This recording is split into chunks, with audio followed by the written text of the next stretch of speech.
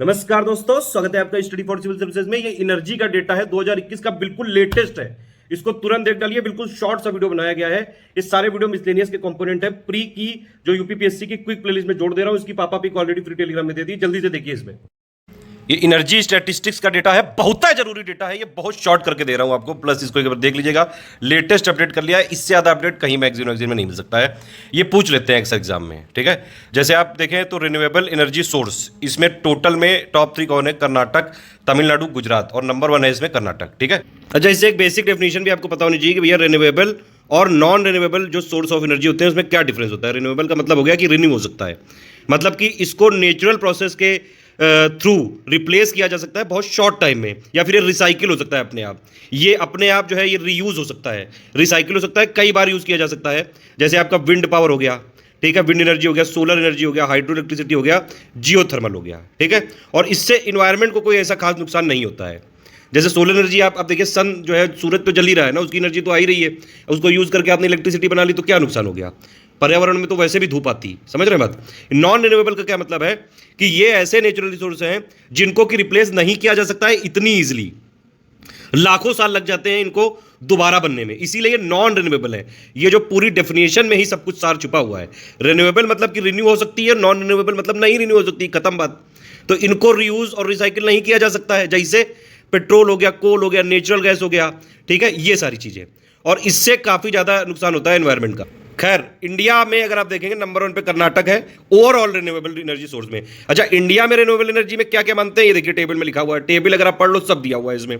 Solar को मानते हैं, विंड को मानते हैं, बायो पावर को मानते हैं, स्मॉल हाइड्रो पावर को मानते हैं, वेस्ट टू एनर्जी को मानते हैं। ये सारे हैं रिन्यूएबल एनर्जी सोर्सेज, ठीक है, यानी कि नवीकरण ऊर्जा स्रोत।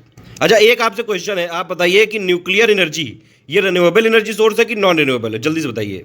और मैक्सिमम लोग ये गलत बताएंगे, ये चीज मैं जानता हूं। खैर, सोलर पावर की अगर आप इंस्टॉल कैपेसिटी की बात करें तो पोजीशन चेंज हो गई है। राजस्थान नंबर 1 पे आ गया है, कर्नाटक नंबर 2 और गुजरात नंबर 3। तो नंबर 1 पे है राजस्थान, ठीक है। फिर उसके बाद हाँ, सोलर पावर देखिए 2 टाइप की मेजरली होती है इंडिया में।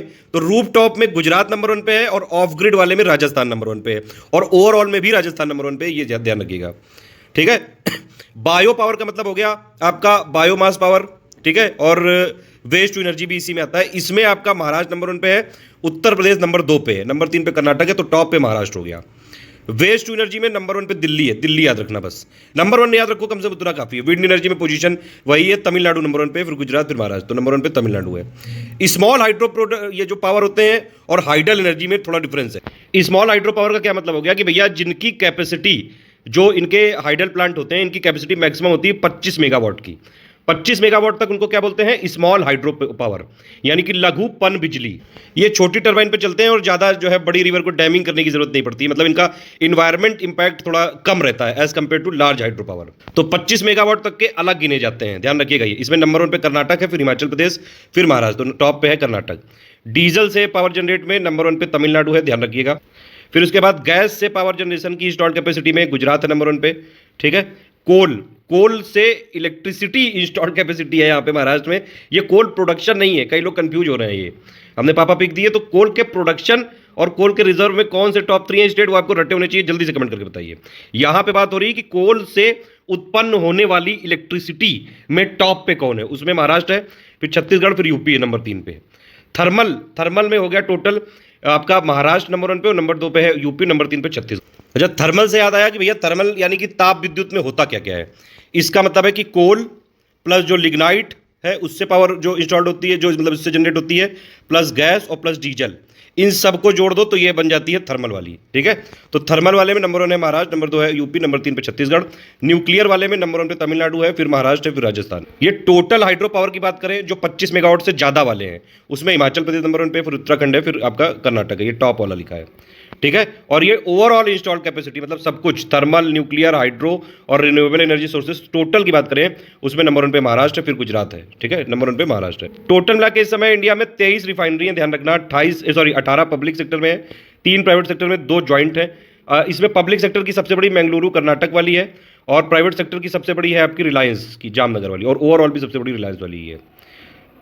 ओवरऑल जो इंस्टॉल्ड रिन्यूएबल एनर्जी है, यानी कि नवीकरण जो ऊर्जा क्षमता के मामले में, भारत नंबर 5वें नंबर पे है पूरी दुनिया में।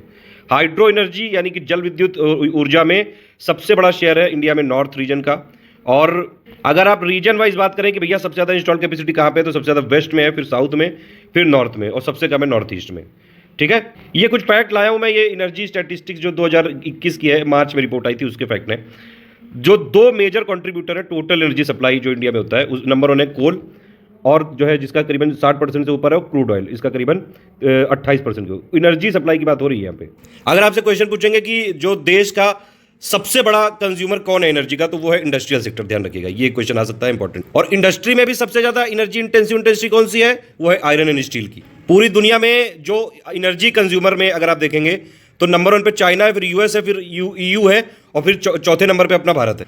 अगर CO2 का सबसे बड़ा उत्सर्जक की बात करें इस समय, ठीक है, तो ये पर कैपिटा CO2 इमिशन की बात नहीं हो रही, ये ओवरऑल की बात हो रही है। तो भारत नंबर 3 पे है। जो पहले 2 नंबर पे कौन कंट्री, जल्दी से कमेंट करके बताइए। एक और क्वेश्चन पूछा जा सकता है कि भैया कोल और लिग्नाइट का सबसे बड़ा कंज्यूमर कौन सा सेक्टर है, तो वो है आपका इलेक्ट्रिसिटी। ये मैंने आपको कोल प्रोडक्शन में, मिनरल वाले में भी बताया। अब ये कुछ देख सकते हैं, ये थोड़ा इंपॉर्टेंट डेटा है। कोल रिजर्व में नंबर 1 पे झारखंड है, ध्यान रखिएगा। लिग्नाइट में तमिलनाडु है। क्रूड ऑयल रिजर्व में नंबर 1 पे वेस्टर्न ऑफशोर है, स्टेट वाइज नंबर 1 पे असम है। बाकी भी लिखे हुए हैं, एक बार पढ़ तो लीजिएगा आप। नेचुरल गैस रिसोर्स में ईस्टर्न ऑफशोर, क्रूड ऑयल में वेस्टर्न ऑफशोर, और नेचुरल गैस में ईस्टर्न ऑफशोर। बाकी मैंने मिनरल वाले में बताया, देखिएगा एक बार। इंस्टॉल कैपेसिटी में सबसे ज़्यादा है कोल की, ध्यान रखिएगा। कोल में भी अगर आप देखें तो थर्मल की है सबसे ज़्यादा इंस्टॉल में, उसमें सबसे ज़्यादा है कोल की, फिर गैस, फिर डीजल, इस तरह से है। और इंस्टॉल कैपेसिटी में नंबर 2 पे आ गया रिन्यूएबल एनर्जी सोर्स, फिर है नंबर 3 पे हाइड्रो। ठीक है, फिर उसके बाद अगर आप देखें टोटल इंस्टॉल कैपेसिटी में, देखिए नंबर 1 पे थर्मल है, फिर रिन्यूएबल एनर्जी है, फिर आपका हाइड्रो। फिर उसके बाद अगर आप देखें टोटल इंस्टॉल कैपेसिटी में इस तरह से देखें तो कोल है, फिर लार्ज हाइड्रो है, फिर सोलर है, मतलब इसके कई सारे यहाँ पे सेग्रीगेट करके दिए हुए हैं। टोटल थर्मल में नंबर 1 पे कोल है। टोटल रिन्यूएबल एनर्जी अगर पूछा जाए सबसे ज़्यादा, अब विंड नहीं है अब सोलर हो गई है, ठीक है, सौर ऊर्जा हो गई सबसे ज़्यादा। और इलेक्ट्रिसिटी कंजम्पशन सेक्टर वाइज में इंडस्ट्रियल है। थोड़ा ये भी देख लीजिए न्यूक्लियर प्लांट पे कौन सा कहाँ पे है, ठीक है। कर्नाटक में है कैगा प्लांट, काकरा पर है आपका गुजरात में, कुडनकुलम है तमिलनाडु में, कलपक्कम जो है तमिलनाडु में है, नरोरा यूपी में है, राजस्थान ये तारापुर वाला महाराष्ट्र में है। ठीक है, ये फ्री टेलीग्राम है, इसको जरूर ज्वाइन कर लीजिएगा। यहाँ पे हमने इसकी पिक शेयर करी हुई है, पापा पिक एनर्जी स्टैटिस्टिक्स की। अच्छा एक बात बताइए, उत्तर प्रदेश का कौन सा जिला है जहाँ से यूरेनियम मिलता है हमको। एक चीज़ और है कि मान लीजिए पूछा जाए कि पूरी दुनिया में अगर आप देखें तो सबसे ज़्यादा इलेक्ट्रिसिटी किस सेक्टर से करते हैं, मतलब किससे करते हैं, तो फॉसिल फ्यूल से हो गया, ठीक है, कोल ओल से हो गया। ठीक है, एक और चीज़ बताता हूँ कि भैया अगर न्यूक्लियर एनर्जी की बात करेंगे तो सबसे ज़्यादा इंस्टॉल कैपेसिटी पूरी दुनिया में है यूएसए की, ये जरूर याद रखिएगा। सबसे ज़्यादा न्यूक्लियर रिएक्टर भी यूएसए में है। अगर यूरेनियम प्रोडक्शन की बात करेंगे या फिर रिजर्व की बात करेंगे तो इंडिया में जो सबसे बड़ा यूरेनियम का प्रोड्यूसर है वो भी आंध्र प्रदेश है, और सबसे ज़्यादा रिजर्व यानी कि भंडारण भी आंध्र प्रदेश में ही है, ध्यान रखना। यूरेनियम का वर्ल्ड लेवल पे सबसे बड़ा प्रोड्यूसर कौन है, जल्दी से बताइए। और वर्ल्ड लेवल पे सबसे ज़्यादा रिजर्व किसके पास है, जल्दी से बताइए कमेंट करके। अगर ये पूछा जाएगा कि कौन सा ऐसा देश है जो अपनी टोटल इलेक्ट्रिसिटी का सबसे ज़्यादा परसेंटेज न्यूक्लियर एनर्जी से लेता है, तो वो कौन सा देश है आपका, फ्रांस। फ्रांस की जो टोटल इलेक्ट्रिसिटी है, टोटल रिक्वायरमेंट, उसका 70% से ज़्यादा न्यूक्लियर एनर्जी से आता है, ध्यान रखिएगा।